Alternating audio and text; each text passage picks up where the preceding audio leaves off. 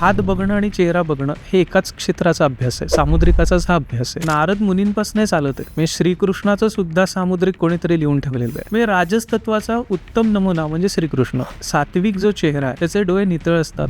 ज्याचं राजसी तत्व आहे त्याच्या कपाळावरती रेषा असतात आणि जे तामसी आहेत कपाळाला आठ्या असतात. एक इन्सिक्युअर चेहरा असतो. समजा एखाद्या व्यक्तीचं तू आज फेस रिडिंग करून प्रेडिक्शन केलंय, 4 दिवसांनी त्याचा ऍक्सिडेंट झाला, ऍक्सिडेंटमध्ये चेहऱ्याचा शेप बदलला, तर मग त्याला प्रेडिक्शन कुठलं लागू आहे, नवीन चेहऱ्याचं की जुन्या चेहऱ्याचं? की त्याच्या चेहऱ्याच्या ह्या भागावर नाकावरती कर्व येतो आणि हे गाल जे आहेत ना पडलेले असतात, पूर्ण निस्तेज गाल होतात. ज्या माणसाच्या खांद्यावर जबाबदारीचं ओझे, फायनान्समध्ये तो अडकलाय माणूस, असं असेल ना तर शक्यतो त्याला त्या दिवशी प्रवास करू द्यायचा. यार घाऱ्या डोळ्याची लोक फसवी असं असतं का रे? बचावात्मक असतात. कोणी माणूस फसवा नाहीये. घाबरायचं कोणाला? काळ्या डोळ्याच्या माणसाला. ज्याचे डोळे काळे आहेत ना, शनीचा प्रभाव असलेले डोळे, तू बघ ही लोक टफ असतात, कणखर असतात आणि अंग मेहनतीला पुढे असतात. कपाळाचे 3 भाग आहेत. हा पहिला ऑब्झर्वेशनचा, हा मेमरीचा आणि हा अनालिसिसचा. फिमेल्स मध्ये ज्या छोट्या कपाळाच्या स्त्री आहेत त्यांचं अधिकारी होण्याचं प्रमाण जास्त. म्हणजे गिव्ह रिस्पेक्ट टेक रिस्पेक्ट ही त्यांची सिंपल भावना आहे. कर्व कपाळ म्हणजे फायनान्शियल अवेअरनेस असणारं कपाळ. फार कमी वयात अर्निंग ज्यांचं सुरू होतं ना असं कपाळ येते, त्यांच्यामध्ये कॅन्सरचं प्रमाण थोडं मला वाढताना दिसतं. फिक्स टार्गेट नसतं, त्यामुळे प्रायोरिटी कधी ठरलेली नसते. हे जे क्षेत्र आहे ना तुमचं, जे